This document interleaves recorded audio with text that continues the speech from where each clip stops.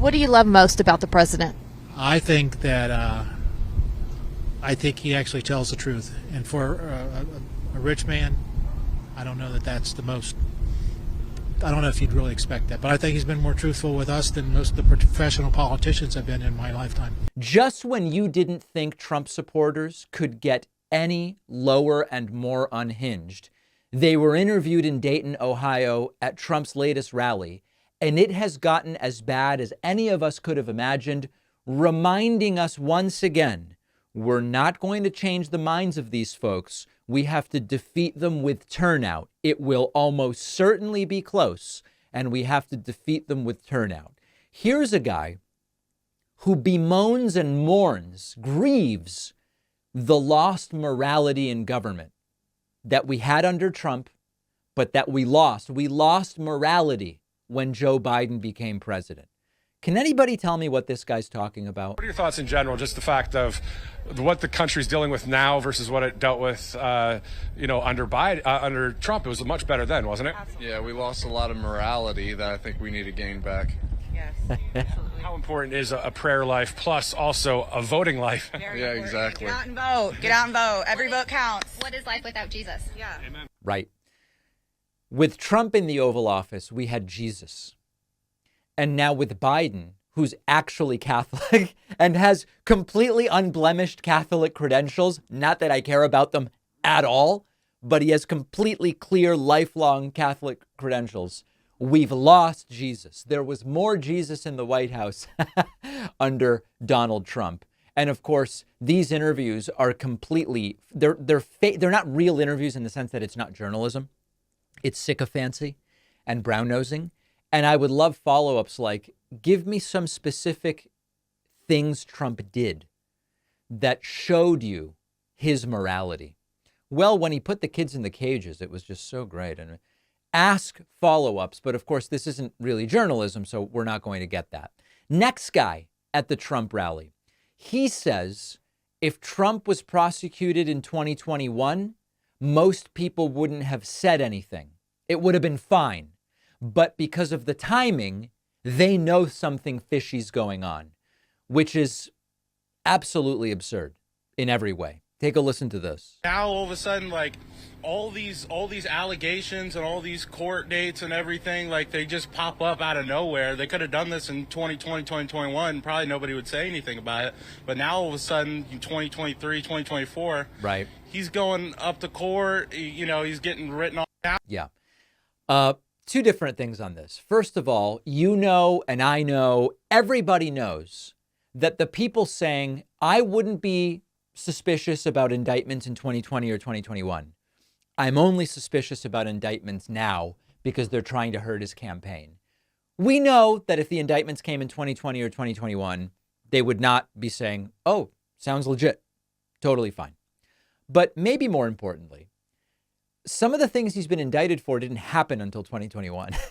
So I don't know how you indict a guy in 2020 or 2021 when these are especially, all of them, but including the federal cases, very complicated cases. Takes months and months or even years to interview everyone you need to interview, gather evidence. Listen, they gave Trump months just to turn over the documents to pick the documents case as an example. So had they indicted him in 2020, these very same people would be saying, well, he's the current president. You can't indict him. Had they indicted him in 2021, they would be saying, wait, you're not going to give him more time to turn over the documents? So they gave him time to turn over the documents. They asked multiple times. He didn't do it. So eventually he gets indicted. These people are not being honest. They would come up with what they might is have a different issue.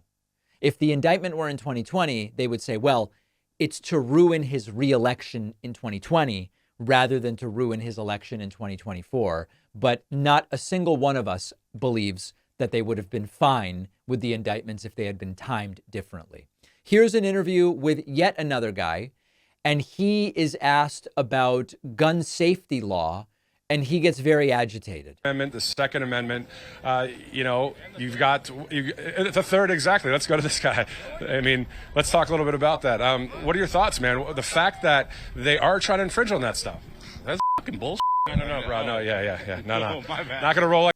Okay, so the host. This is by the way, there's no real reason that you can't swear on Right Side Broadcasting. It's like when we bleep stuff, we bleep it because we're on 150 radio stations governed by the FCC, and we don't want to jeopardize their licenses. That's why we bleep stuff.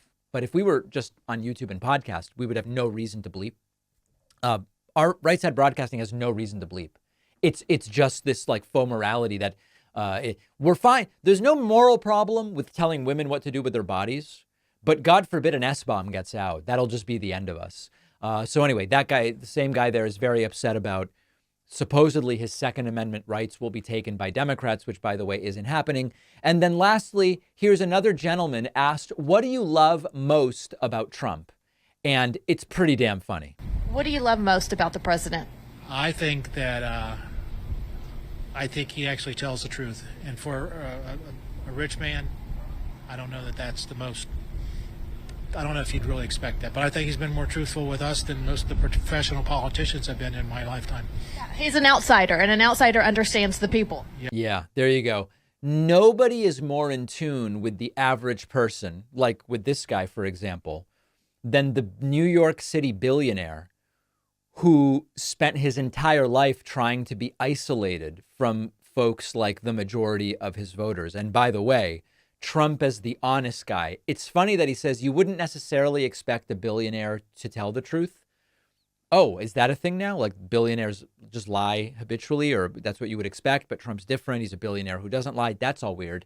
But remember that while Trump was president, he told over 30,000 verified lies per the Washington Post, which tracked it. 30,000 verified lies. Hard to think of a more dishonest president than Trump. So these are the folks we're up against. You're not going to convince them between now and November. I wouldn't even bother other than as like a curiosity or some kind of, dinner trick. But it's not how we're going to win. We're going to win by getting out and voting, and I hope that we do it. Taking care of your health isn't always easy, but it really should be simple. Simple. That's why for years now, I've been drinking AG1 every day. It's just one scoop mixed with water once a day, and it gives me the foundational nutritional elements I want for the whole day. Each serving of AG1 gives me what I want in terms of vitamins, minerals, and more. It's just a simple habit. I know that with AG1, I'm getting high quality nutrition. The ingredients are sourced for nutrient density and absorption. If you want to take ownership of your health, start with AG1. Try AG1 and get a free 1-year supply of vitamin D3 and K2, plus 5 free AG1 travel packs with your first purchase exclusively at drinkag1.com/Pacman. The link is down below.